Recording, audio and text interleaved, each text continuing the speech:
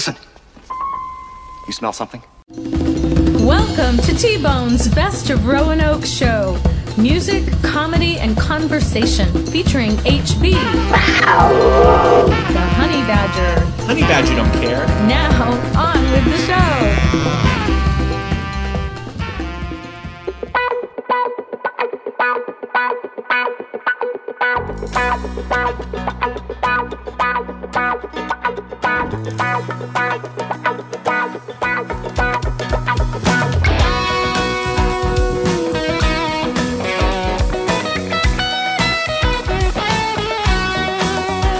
I'm gonna run as fast as I can. Now put this past behind me and be a man. I'm kicking off all these boots I'm wearing. Living right now, sweating the small stuff this time, put it all aside, and yes, I've got my bearings. I'm in it for the timing, I'm in it for the fun, I'm in it for the long nights and the whiskey that makes me come undone. I'm in it for the loving, for your smile, oh, for the time of my life, you know that it's all worthwhile. Yeah. This is Radio Free Roanoke, and this is episode number 99, T-Bone's Best of Roanoke show. HB, we are pleased to be here with Jared Stout, Robbie Carden. Hey. Hey, two members of the Jared Stout band, JSB. Howdy, fellas. Welcome to our show. Guys. Thank you. Thanks for having us, guys. We know there's probably other members in your band that aren't here today. Who are they, and what all do you do? So Joey Ballard is not here. He's the drummer man, the bus driver as we call him. Mm-hmm. Is he a good bus driver? He's a good bus driver, man. He's That's very, important. Yeah. Very diligent. Between the lines, it's great. Yeah, there you go. We have Matt Brassington. He plays the bass as the newest addition to the JSB, also the tallest and the youngest, all in one go there. I think he's 22. At 22, yeah, I believe he's 22. And he plays guitar? He plays bass for us. He plays bass. All right. Yeah. But he could play guitar. All right. So, he's a multi-instrumental. The drummer can play everything. And then we have a lead guitar player, Taylor McCoy. He's out of Christiansburg. He's a fantastic guitar player. I mean, this man, in my opinion, plays guitar, and while sometimes you have to choose between emoting and shredding, this man has an ability to emote and shred at the same time. Yeah, he really does. He's a very talented player. It's really cool because, he may not be playing as fast or as gnarly licks as other people, but, you get down with it. It's like somebody singing to you and killing it on the guitar. Very phenomenal player. If I remember right, the night we saw you guys at Big Lick Brewing back in August, he stood out. Yeah. And that was one of his first gigs. Probably. Yeah. Really? Yeah. Okay, now, we saw you at Big Lick. We'd heard about you for some time. When you guys take the stage, though, for people who have not seen you, what should they expect to hear? So we call ourselves Appalachian Rhythm and Blues. Like it. And the best way that I can explain that is that we are 5 mountain men from different pieces of, this area. Mm-hmm. And every song that you listen to is going to either put you in the blues feels, or it's going to pick you up with the rhythm. You're going to want to move. You're not going to want to stand still. Mm-hmm. So you should be enjoying this mentally and physically. And I try to write music to make people think. So I hope, when people listen to us, they get to visualize a show as well. They can hear what's going on and also, see that picture being painted for them. And go ahead. And I feel like that Appalachian R&B title really sums it up, because I think Jared, albeit, we're country boys, but, our background is extremely eclectic. And Jared, to me, is a soul songwriter. We have a little bit of twang in our voices, and our instrumentations are, I'm a harmonica player. Typically, you'd throw me into that blues and or Charlie McCoy style country. And instead, we are playing soul music.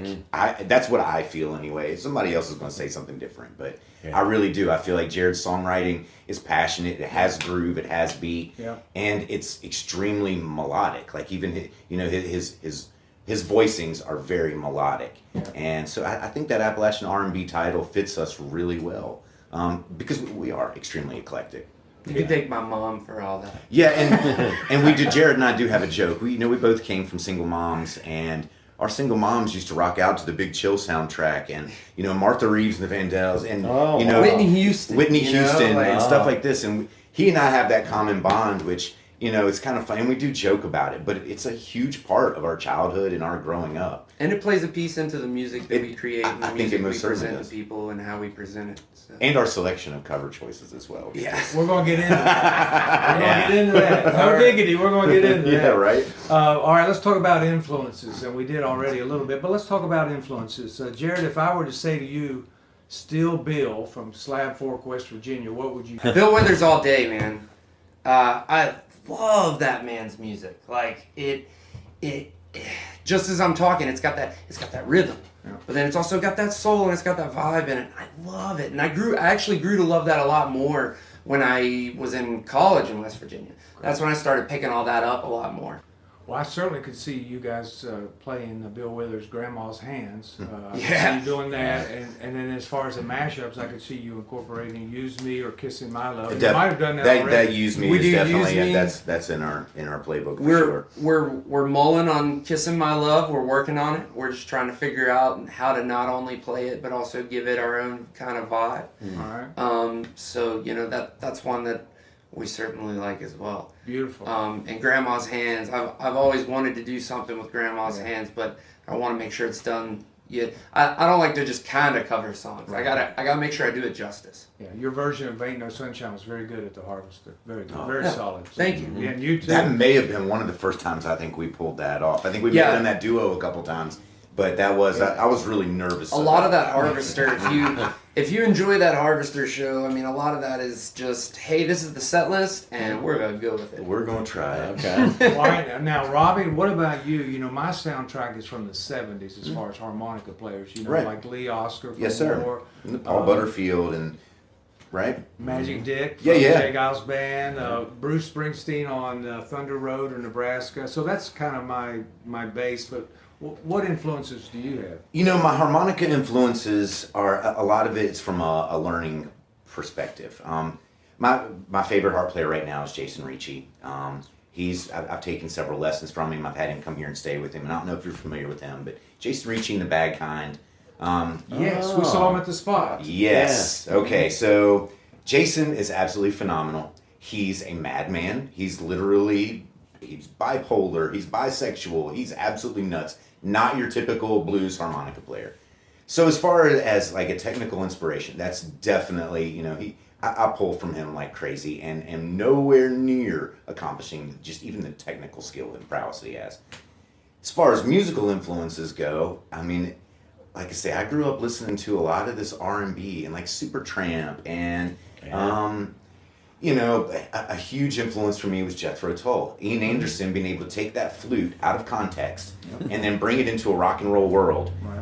That's what I enjoyed. And so naturally that led me into John Popper with Blues Traveler and seeing how he took that harmonica. I mean, he was not the first, but he had a lot of notoriety doing it, taking it and throwing it into that rock and roll context.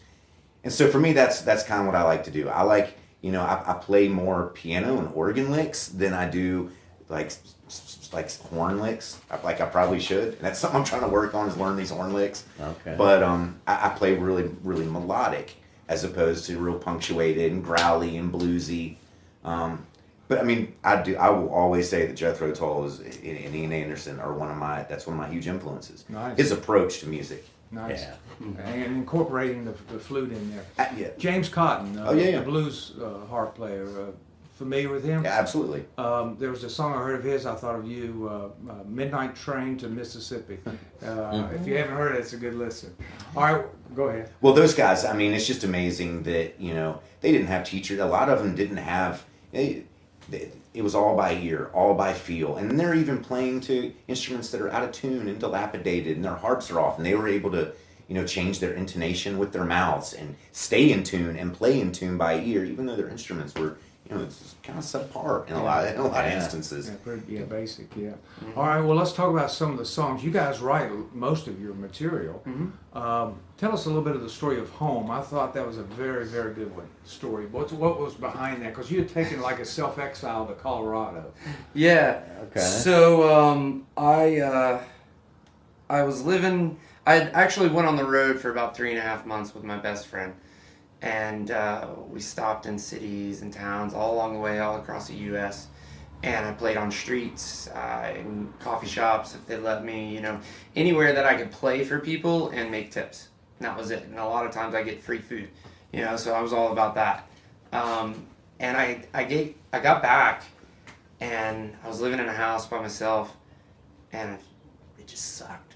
It was not fun. Like, I went to work, and then I just kind of sat there, and I'd been in Blacksburg for a long time, and I don't know, I didn't want to be there anymore. I wanted to go somewhere because I'd been somewhere.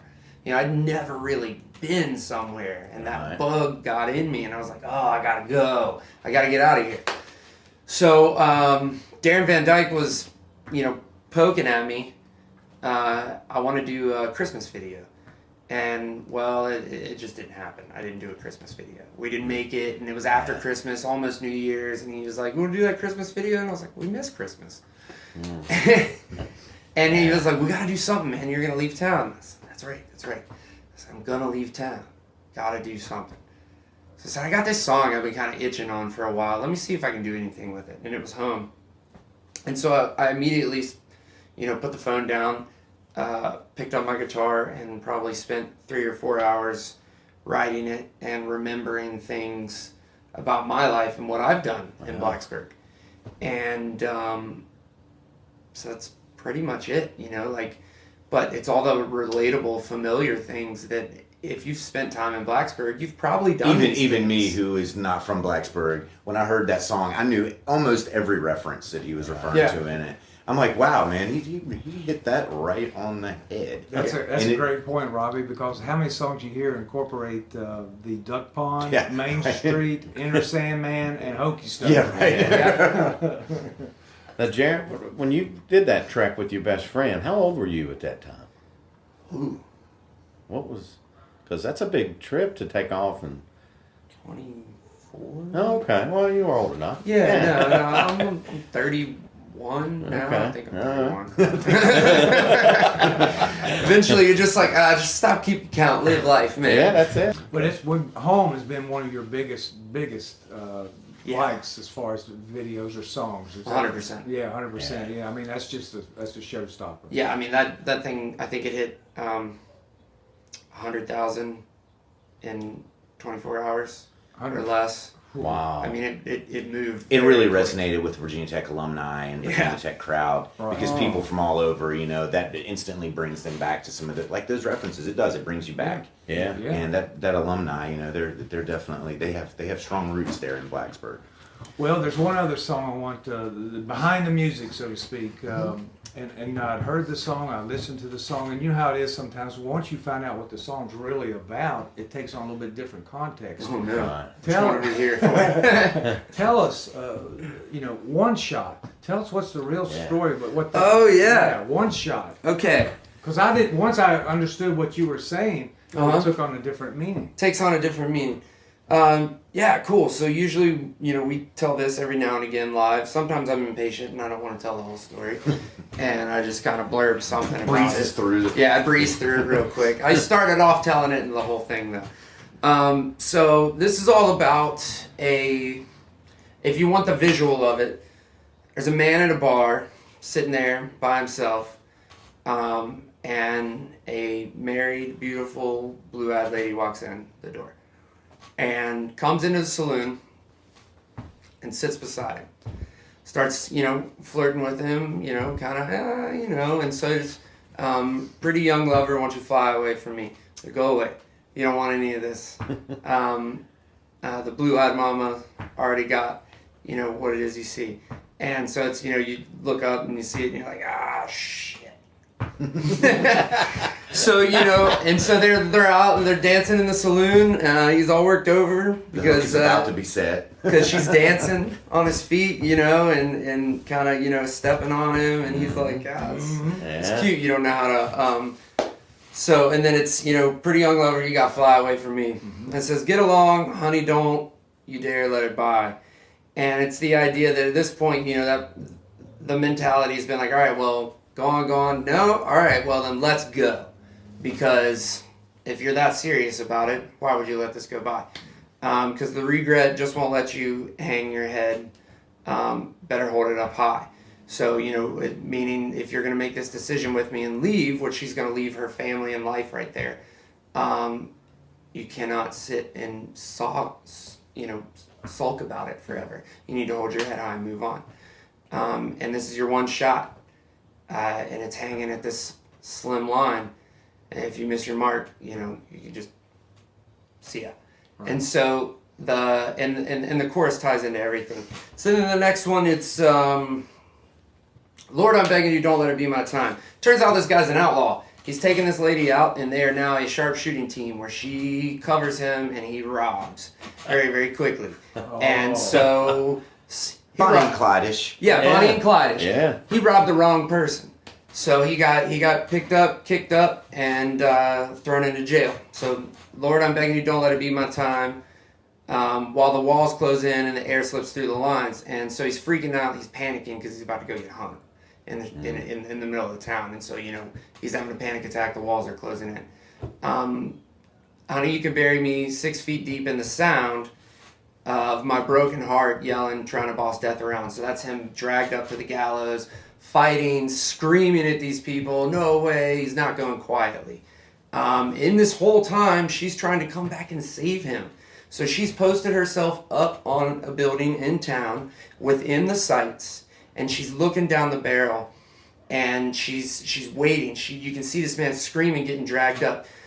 So get along, honey, don't you dare let it by is the scene of her getting up there and getting set up. Because that regret just won't let you hang your head down. You better hold it up high. She can't think about if she misses it. She got to be confident and make the shot. You had one shot on a thin thread line. She misses, and he hangs. So then right after that, it goes into an upbeat piece. You know, it's a da-da-da-da-da-da. So she has to sprint down out of the building, get on her horse, ride out of town as fast as she can. There's people chasing her and everything. Night falls. She's got away. She's slinking. And it just kind of cuts to the idea that she's just walking with this horse.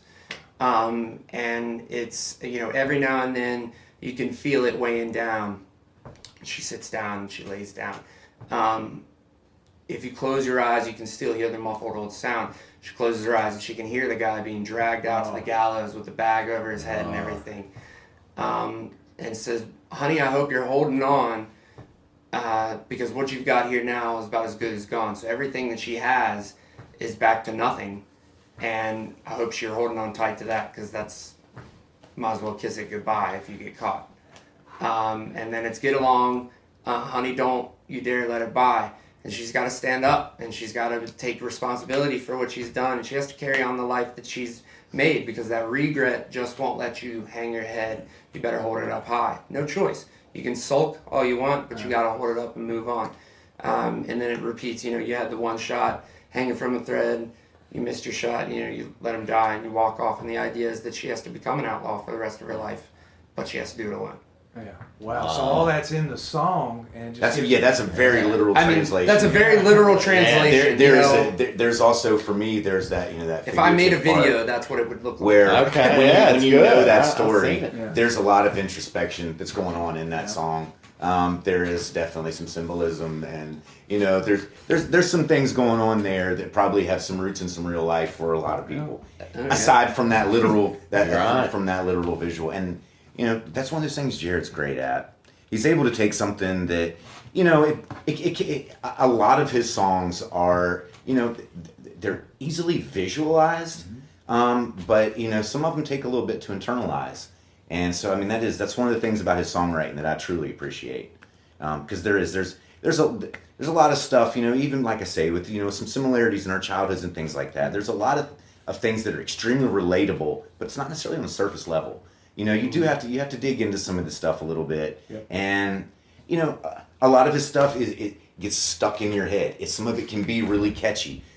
One of the first songs I heard from him, Rainbows, I swear I sang it for like 3 days. Oh. And just everywhere I went was almost to that beat. And He did. He was telling me. He was like, but I "Dude, mean, can't it get does Rainbows these off my things. head." You know, once I dug deep into some of his lyrics and stuff, I'm like, wow. So this is not just surface level writing. No. This is not just stuff that happens to rhyme and catchy phrases. There's literal like passion and feel behind a lot of this stuff. And it makes him a superior songwriter, and I'm not shy about telling him that. Oh, wow. Yeah, Rainbows and Luck, I think is a good one I like. It's got a real toe tapper. Trouble, Crying, I liked.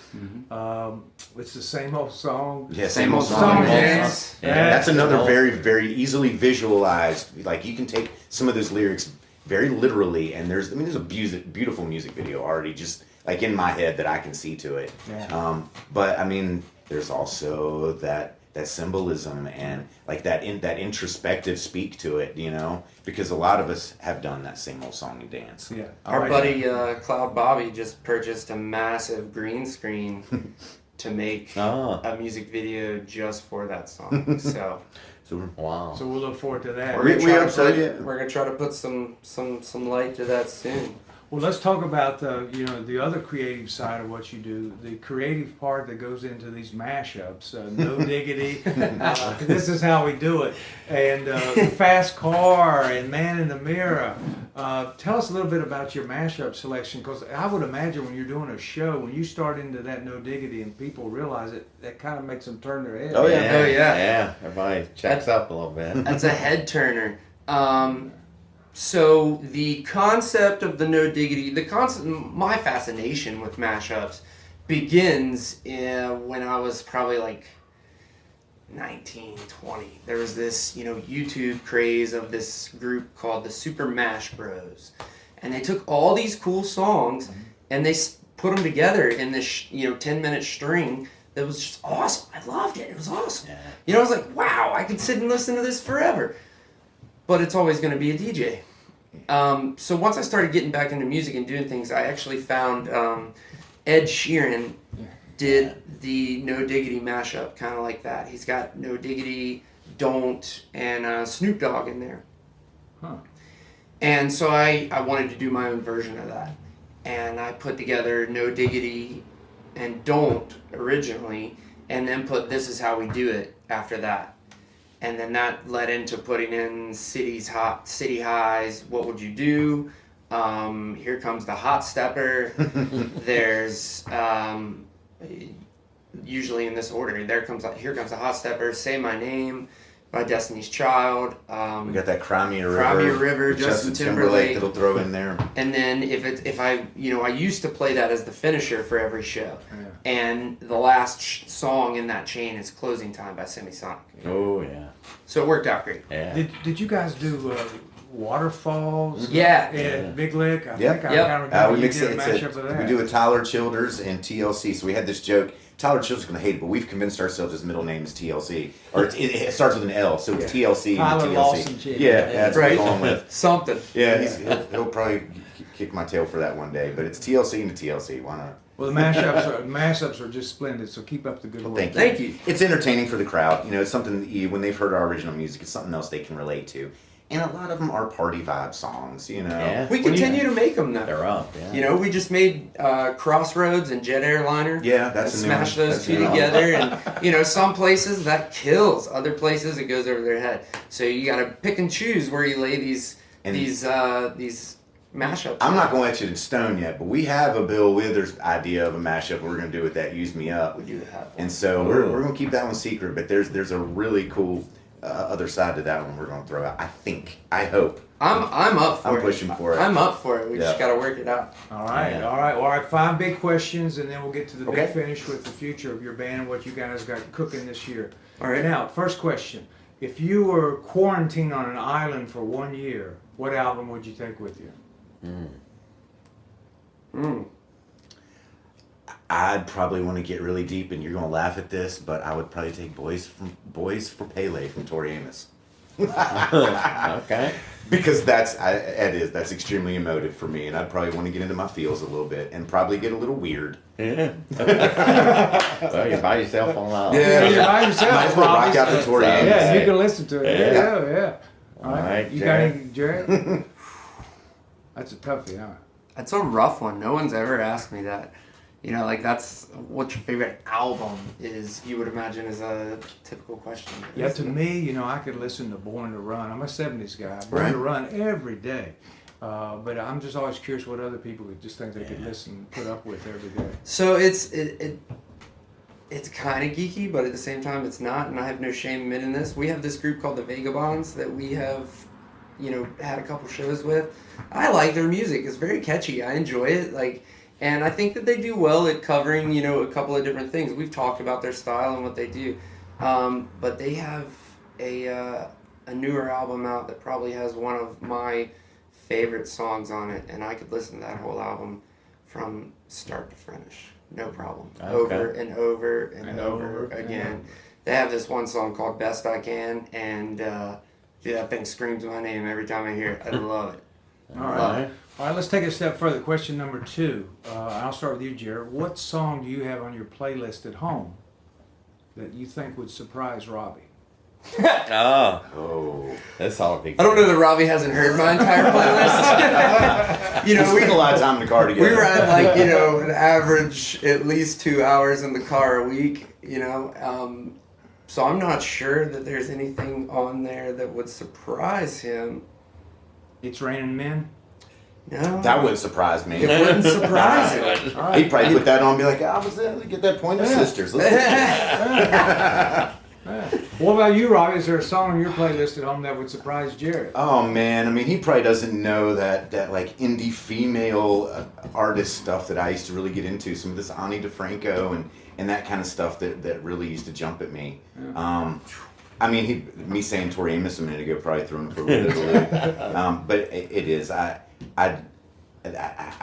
always want extremely emotive artists, and a lot of times it's stuff that I would in no way ever be able to play. But that's what I listen to. All right. I listen to a lot of solo artists, singer-songwriter stuff. Yeah. I probably have artists that he doesn't know. Yeah. There'd be some artists on there that I'm not familiar with. I listen to Texas country, and a lot of people over here don't listen to anything out of the Midwest that much. I like to listen to people who play fingerstyle guitar. There's a couple of people that I listen to that play this fingerstyle guitar and sing this incredibly soulful piece over it. But I mean, like Music Soul Child, but but I'm all about some Music Soul Child. Right, it's not surprising. So, but I probably know people in veins that he likes that he's never heard of. Yeah. He knows people in my veins that I like that I've never heard of. Okay. All All right, right. number Number 3. When you're on the road, what's your drink of choice? Robbie. Robbie. I'm sure y'all play drinking games too. Collectively, we're not big drinkers. I do like bourbon. I like that Jefferson Ocean. Are we talking driving or Not- On stage. when we're on the stage? Okay, all right. I was about to say, man, you can't tell them When you're on that. the- You can't tell them that. Yeah, I mean, No, you wouldn't do We're that on the anyway. bus. Yeah. I do. I like some decent bourbons, and it's only because I know I'm not going to drink much. And I'm a huge moonshine fan, and if I really had my choice, I would drink clear moonshine all the time. White Because- light. Yep, Yeah. absolutely. All I right. know where I Light. stand with it. All right. If I'm on stage and I'm singing, it's got to be either a whiskey and cola or a sours. And only because the sours doesn't make me burp as much. That's another thing. I typically, if I drink beer on stage, it has to be like a nitrogen charged beer because using my diaphragm and I get all that carbonation in there. Okay. It makes me feel so full if I drink heavy beer, anything that's really heavily carbonated. That's a good insider. Yeah. Yeah. So I like Boddington's. If you're shopping for me, I like Boddington's Pub Ale, which is a nice, Okay. it's a nice nitro charged light ale. It's on the Christmas list. Yeah. All right, number 4. When you're on the road, where is the best place to eat? We'll start with you, Jared. Best place or the place we eat the most? The place we eat the most is Sheets. Yeah. Guarantee you that. Guarantee you that's the They'll place say we they're eat the back Made again. to order, yeah. Those boys are back again. We're not big on. We don't typically do the Waffle House thing. We'll tell you right now. The best place we like to eat is the Renegade. The Renegade in Virginia. Arlington. Yep. Patrick Crump owns that place. Chefs that place. Is it a steak place? What is No, it's kind of an Asian fusion menu. Okay. Yeah, a little Asian fusion. Almost for like sure. Asian and Hispanic. It's really wild. Okay. There's so much that goes into it, and I mean, like they have like this lamb that you can eat. It's god, They got lemongrass beef that he'll feed us. The Vietnamese style lemongrass beef. I mean, it's just. We go up and play there once a month, and ain't no place touched the food that we eat there. Oh, wow. All right. And then the last question in the Jared Stout universe: who makes the best meatloaf? My mom. Why is that, Jared? Because my mom has this sweet meatloaf secret recipe out of West Virginia that I've never had anybody else's meatloaf that tastes like it. And I like meatloaf. I'll eat anybody's meatloaf. You got some meatloaf? Yeah, I'll eat your meatloaf. I made meatloaf even. Okay. It's just, I never had any like that. She makes it in a crock pot. Mine's pretty banging in this household. I do a lot of cooking. I make a darn good meatloaf. But Martin's downtown, Jason Martin, I'll give him that shout out. That Mile High meatloaf will put you to bed. I mean, it's he loads up his meatloaf, covers it in mashed potatoes, gravy, and then those French fried onion straws, and it is a huge pile of put you to bed. At Martin's. At Martin's. So Yes, those sir. are two. Your mom and Martin. I grew up on my mom's meatloaf sandwich. I've told my mom for years she needs to just find a couple of people to instruct on how to make this and create her own little business. And Mama Mary's stuff. meatloaf. Yeah, Mama Mary's meatloaf and angel food cake would be incredible. Oh, that would be. Beautiful. All right, well, let's get to the big finish. What's 2021 hold for you guys? You got any EPs coming out, any singles? So we got concert plans. What's going on? We got an album coming out on the 26th of March. Before that, we've got 3 other singles that'll come out. I'm not going to drop names. I'm not going to do it. We're going to let people figure those out as they come around. But they're good ones, and they're ones that people like and we're proud of. So we got an album coming out. We've got some plans to compile a really cool live album that's a unique concept. So we're excited about that. And we're cooking up another album. Right. So, hold on tight for 2021 because we're kicking in the door. All right. We did just recently get picked up by a booking and management little company out of Richmond called River City Music Group. It's a big step for us to have some representation, and so far that's already been really productive for us.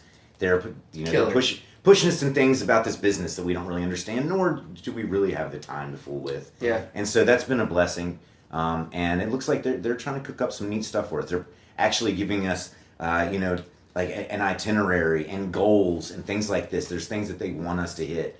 And, I don't think we'll have a problem hitting it. We're pretty driven people. Good for you. We've both heard that JSB was the next big band to come out of Roanoke. So maybe both of you. That's pretty cool, man. Yeah. I hope that's how it goes. We're all in this because we love music and we have a passion.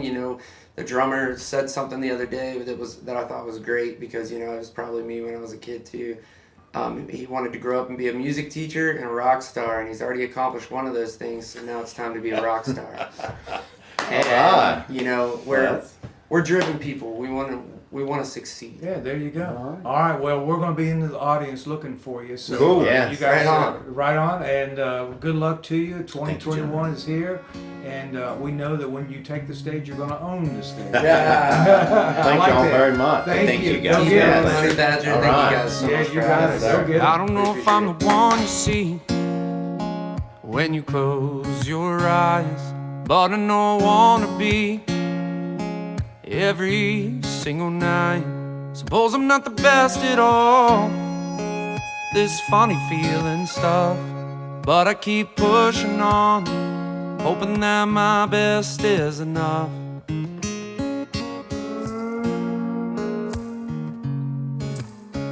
I remember when we used to say we didn't believe in love, thought it was a waste of time. It's probably not for us. Funny how the world can change when you find someone who makes you feel a type of way, and you don't wanna run. It's like I knew you'd be my one. You picked me up when I was down on my world. I'm the lucky one. Well, I'm brand new. When you're in my arms, I wouldn't trade it if I could. I can see it's all good. I'm the lucky one, the lucky one.